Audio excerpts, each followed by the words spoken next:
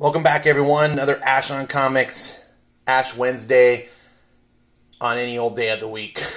It's because I can't seem to get Wednesdays down anymore. I rarely get to the shop on Wednesdays. I guess I could wait till the following Wednesday. And also, no burgers again, because I made a salad.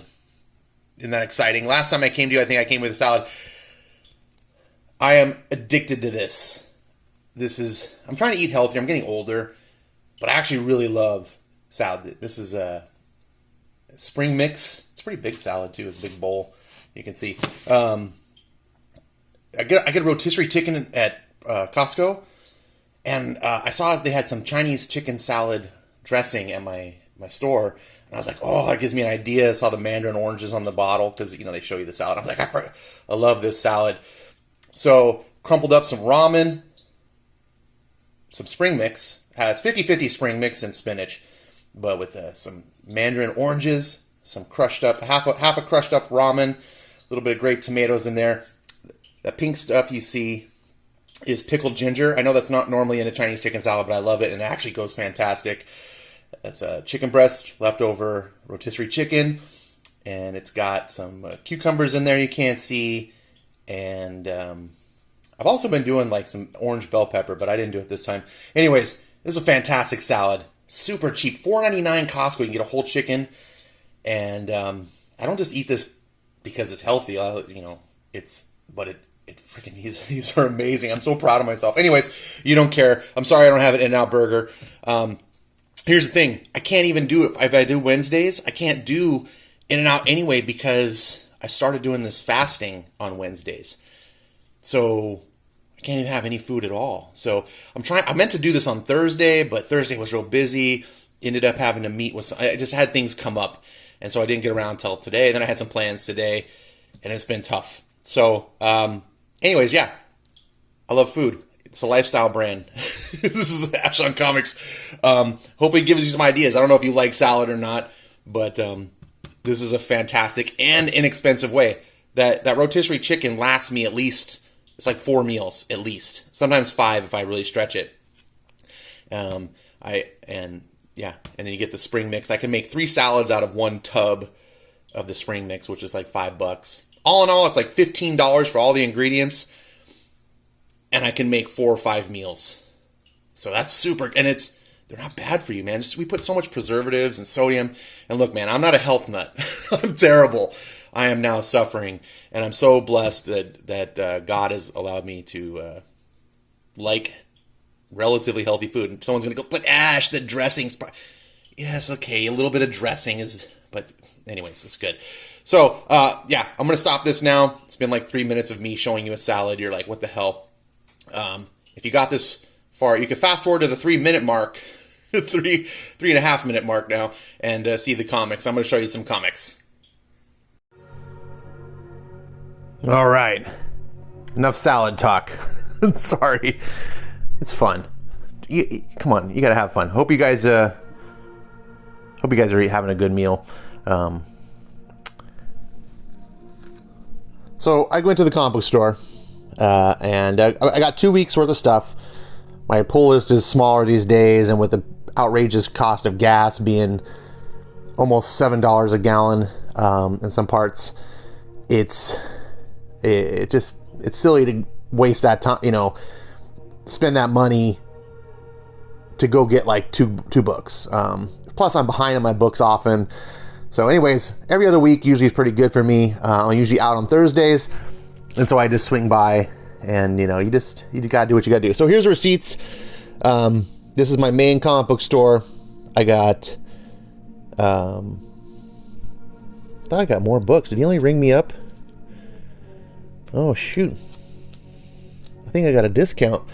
It says 5 at $3.99, and I got 6 at $3.99.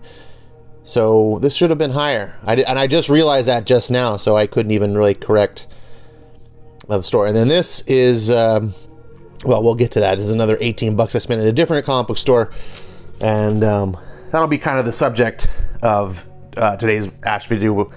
Ash Wednesday video. So let's get it right on to the comic book haul. For those of you, you're like, it's so weird to me to do comic book hauls because it's like me just like, look what I bought, a comic book.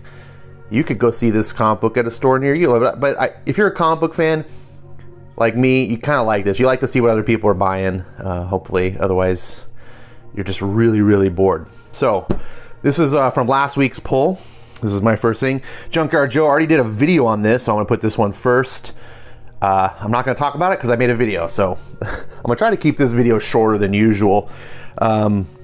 Next is Dark Ride. So this is by the team Joshua Williamson and Andre Bresson, who did one of my favorite books of recent years, Birthright. Fan freaking tastic. I love this artist. I like Josh Williamson's writing. I love that. So it's not my cup of tea. Like if you tell me, oh, it's a horror book about a theme park, it's not in my wheelhouse. But I've learned that just because something's not in your wheelhouse doesn't mean it can't win you over and be good. So these guys have earned me giving them a try. Now, one other thing about this book, you can't see it in the bag, but it is thick. I don't know how many pages this is, but it feels meaty in your hand. The cover is nice cardstock. Both of these, by the way, the Junkyard Joe is also. Junkyard Joe feels hefty in your hands too, but then this, like, it's and this is $3.99. Junkyard Joe is $4.99.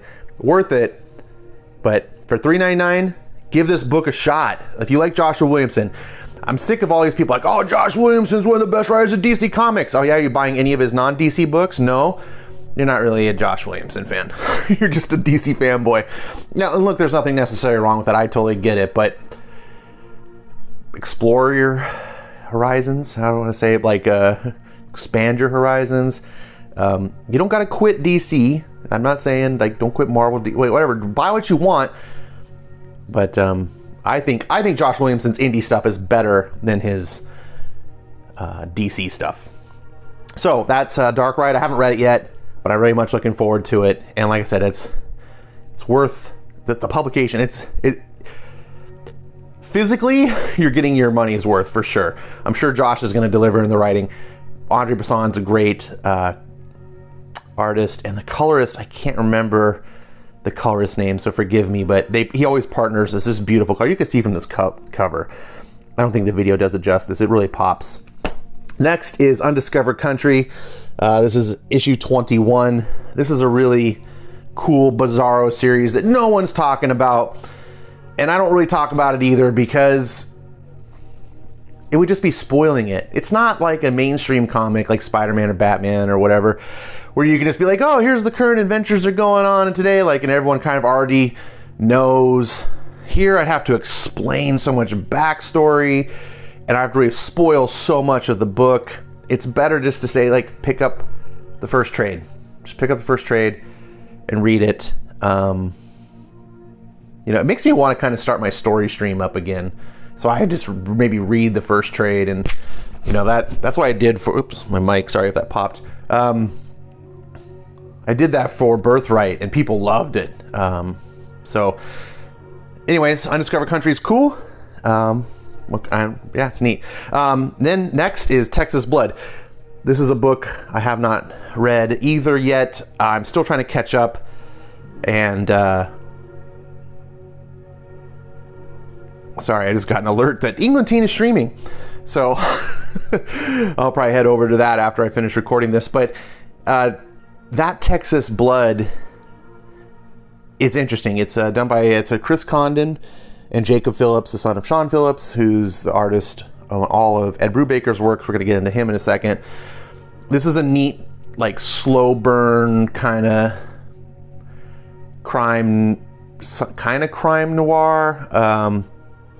I feel bad because I promised Skip that I was going to be caught up on this book, and I had every intention, but other things got in the way. So I'm going to keep plowing. This is on the priorities to catch up, and because I know Skip wants to talk about this book too. I just need to get to it. So that Texas Blood, and next, so actually, I think I screwed up. Oh yeah, I did my pile upside down. I organized my pile, then I went through. You know how like when you sort stuff and then it goes in reverse order? So this was this week's. This is last week's. Star Hinge. I haven't read this issue. I'm actually behind on the last issue I didn't read. It's a cool book, but it's a weird book. It's not for everybody. I know Zach got into it though, and he's really liking it. It was in his top 5 anticipated books of the week. So, Zach, I'm curious to see what you're thinking of this book. I need to read up on this issue and the last issue, so I can try to. It's hard. It's a hard book to read monthly. I don't like encouraging people to wait for the trade, but this book is so scatterbrained. It's hard like to read it and then you get to the next month later and I don't even remember what happened in the last issue. And I think that's what's kind of made me procrastinate it. But I don't want to wait for the trade. I'll just have to refresh my memory and flip through the previous and get to it. Next, one of my most enjoyed books that I'm pulling currently is Prodigy. Again, this was another last week book. And I can't wait to actually dig into this. This book I am caught up except for this issue. This is a really enjoyable read. Mark Millar is just constantly, it impresses me. Even when he writes less than great books, they're not ever bad. And when the first Prodigy came out, I kind of was a little sour on it because so much of what Mark has done that I've read, I just really loved, and Prodigy just seemed more average. And when I say average, I don't mean average for comics. I just meant like for him. Still better than most comics. This sequel, I was like, oh, I don't know. The first Prodigy was okay, but do I really want to? I'm not real big on the miniseries thing. But then I watched an interview on Purchase Channel with Mark Millar, and he talked about comics and is really good. If you can go find it, I highly recommend it. It made me even more of a fan of Mark Millar than I already was. You could tell this guy loves comics, loves writing. And this book has really made me much more of a fan than I previously was. I really got into this story, but it also made the previous story feel more relevant, I guess, or more meaningful. Now that there's continuing stories of this character, that it just, I don't know, if he wants to keep doing Prodigy stories, I'm going to be on it. I wish they would just continue the numbering, but what are you going to do? And last but not least, last week's, probably my number 1 anticipated book is Erratic. And that's number 2. Erratic 2, number 2, Recharged. And there's kind of a little running joke feud between me and RDV. I say that this series is not as good as the previous. He says it's absolutely just as good as the previous. Regardless, they're both great. I just have the original one in such high esteem that, you know, that one's a 10 out of 10, this one's a 9 out of 10, that sort of thing. Like, it still blows most everything else away. So I love Erratic. I'm looking forward to reading this as well. Now, also this week, sorry, Erratic wasn't my number 1 pick of the week. I lied. It's my number 1 floppy pick of the week. So I guess it was not a total lie. Number 1 pick of the week is Follow Me Down. There it is. All its beauty. Hardcover. Ed Brubaker, Sean Phillips, still in the shrink wrap. I just picked this up Thursday afternoon. Look at this bad boy. So for those of you who aren't familiar with, first, if you're not familiar with Ed Brubaker, Sean Phillips, what's wrong with you? These guys, I wasn't either, so I understand. I was only like a year or two ago. That's Skip and Eric Breen.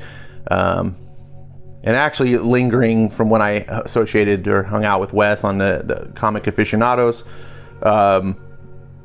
They would promote Ed Brubaker criminal books and stuff all the time. They were big fans. I didn't really know better. But as you know, I got into it. We had the Criminal Cast series that was really fun to do, talking about books. And this series came out anyway. So Reckless is a series of books. This is the 5th book in the series. They're all original graphic novels. They're not collected. There's no floppies. This is the only edition you can get. And it's a story about a character, Ethan Reckless. And the best way I could put it is he's a guy that solves problems. Kind of like if you've seen like shows or the movies like The Equalizer, it would be a good comparison to. It's not exactly like that, but very similar. Like people have problems they can't really go to the cops. So some people have expressed that they're not quite sure that they want to be into criminal or whatever, because it's a story about bad guys doing bad things and everyone dies, and it's just not the kind of stories that they're into, or it doesn't sound. And I understand, I felt that way too before I got in them. They're just so good. Trust me, that if you feel that way, I think you'll give it a pass because it's so good. This one is a little bit more. It's different. It still has the crime feel, but the main character is helping people. So a little bit more positive aspect in that sense. Main character is not guaranteed to die every story, because obviously they're continuing with Ethan Reckless. So I'm going to go on for a long time on this. I don't want to.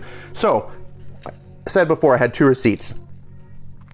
So here is 7 comics, right? It's 2 weeks worth. Not a huge haul by some comic fans' standards, but 7 books. This is 144 pages. If your average comic book is 20 to 22 pages, then this is about 7 average comics worth of content.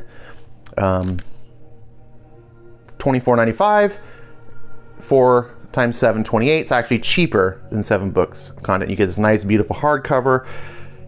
Writing is absolutely top notch. This is Ed Brubaker's like the Michael Jordan of comic writers,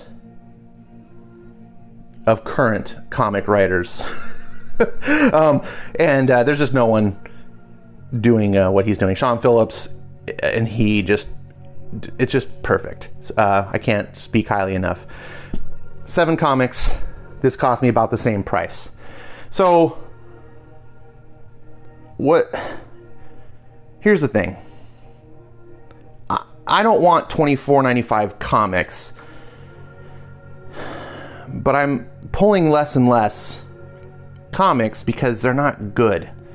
None of these books are as good, well, I haven't read this, but as what Ed Brubaker and Sean Phillips typically do. Even this book, which I had given 5 stars, a rare 5-star rating. Now, I don't want these to go away, but if this could come out just like this, I think I would be happier. I think, and it's weird because I've been a huge floppy fan my whole life. I'm not a trade guy. I think I like collecting the floppies, but here's the problem. Miniseries, ongoing miniseries. So less than half of these are ongoing. If you're just going to give me like this 4 issues, I think this is 6, I think this is 6, and I'm pretty sure that's 6. Just give me this. I'm tired of, this is so easy to put on a shelf and then pull it off the shelf and open it up and read it. This stays in a bag. It goes in a box. It's a pain in the ass. It's unlikely to come back out again unless I'm, Now, I like collecting the floppies because I like when it's an ongoing series. I collected X-Men for 10 years. It was fantastic. I jumped in on issue 210 back in the 80s. And every month I was just, buying the next issue. But I was also going to the comic book store and like buying backwards. So I'd get like, 209, 208, and I was going forward and backwards and watching my collection build over time. And I knew like it was never going to end. And I just was going to get X-Men theoretically forever. Indefinitely, I guess is a better word for it. And I love that. That's what I like about Claw. I like seeing that build up. And if I want, you know, I can go buy trades. And some of the trades, back in the day when I would buy trades, I specifically bought trades of the floppies I had that I wanted to keep rereading. For example, Sin City, right? I'm a huge fan of Frank Miller's Sin City. I own all the trades as well as the floppies because I wanted reading copies. I wanted copies I could give to a friend and be like, here, read this. And that's, to me, what trades have always been. Nowadays, first of all, none of these are really collectible. That's another thing. I knew when I was getting floppies of X-Men that some of these books would be worth money. And some of them are, some of the ones I have. And that was fun. I was a collector too, not just a reader. And I enjoyed that idea of like, ooh, I could hit a jackpot lottery. Like one of these books could skyrocket in price. Too bad I didn't start buying New Mutants until X-Force came out, because I could have had New Mutants 98, be a $1,000 book, but that's another story. Anyways, so my point is, what's better? To me nowadays, and maybe it's just this is better.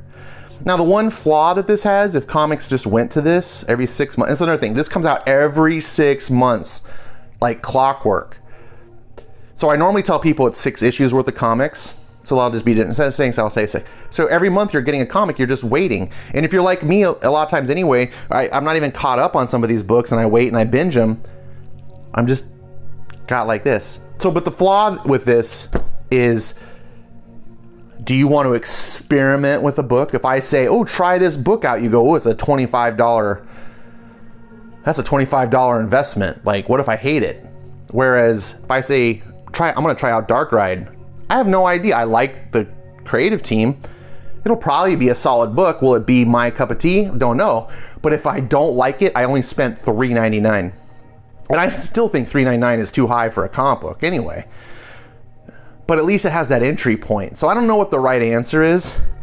It's easy to say, give me this, because, you know, I know it's going to be fantastic. I know the creative team and Erratic, I know that'll be fantastic. I would buy that. There's a few of these.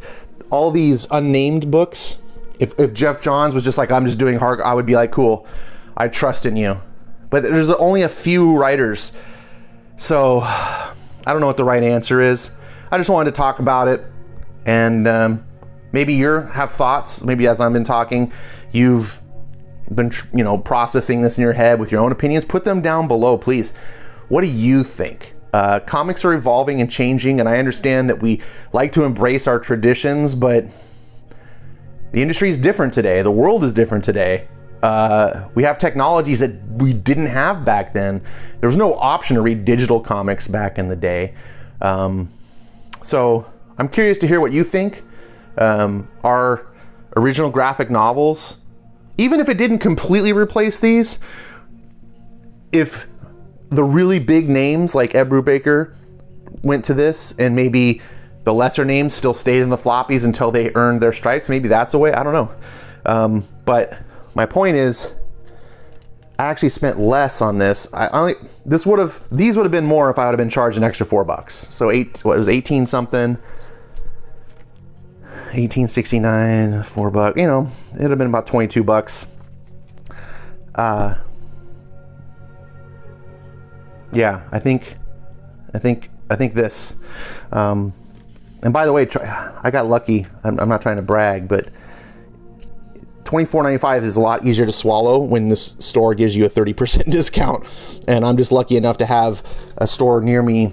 It's not super near me, but it's close enough that I can make the drive occasionally, especially since it has to do with my work. I end up in the area anyway. And I can just say, hey, here's a book, get it cheap. You can do the similar thing on Amazon or in stock trades, or if money's not tight for you, just give your store the full dinero. But $18 for this is primo. These are so good. Anyways, I've talked long enough. I'm sure Eric's in the chat tapping his wrist going, I thought you were gonna keep this short. So I'm done. Thanks for watching. Please leave comments down below, whatever you want to say. I love seeing interaction, so please say something. Like, subscribe, or thumbs down if you hated what you saw. You'll see less of it in your recommendations. All right, I'll see you next time. Thanks for watching.